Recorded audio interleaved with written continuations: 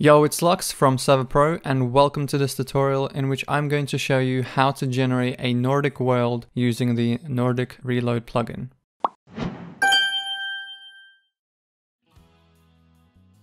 This is a world generator plugin which allows you to create cool Nordic looking worlds. To install the plugin, head over to the link in the description, download the plugin version that is compatible with your server, and then upload it to your plugins folder, just like so.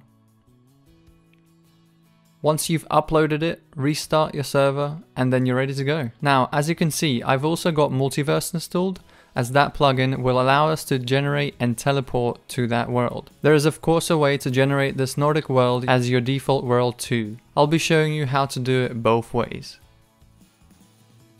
To generate the world using multiverse, type in /mv create, then the world name, then normal, then -g, and then the generator, which is Nordic Reload. Make sure you spell everything correctly. This may take some time. Try not to move around too much as the world is generating. After it's complete, just type in /mvtp and then the name of the world you just created. As you can see, we have ourselves a cool looking world, some custom terrains and even caves. There will be some windmills generated as well. If you don't want them at all, you can disable them in the config.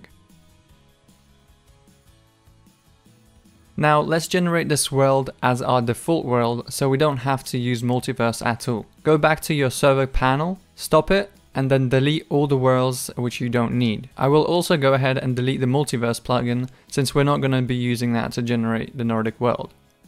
Now to set a generator for your default world, go into the bukkit.yml file and type in this near the bottom of the list. First is the worlds with the colon, then on the second line type in your world name with a colon after it. Mine is just going to be called world since that's what's in the server.properties file. Then on the next line type in a generator, colon, and then Nordic Reload. It should look something like this. I'll put what you need to write in the description so you can just copy and paste it into your bukkit.yml file. Save it and start the server. Once the server is started, let it generate the new world, and once you're in game, you can see that the Nordic world is there by default. We also recommend using something like WorldBorder to reduce the lag when loading new chunks. We have a tutorial on that plugin, so check out the link in the description for that. And apart from that, I hope this tutorial was helpful. If you have any plugin suggestions, leave them down in the comments below.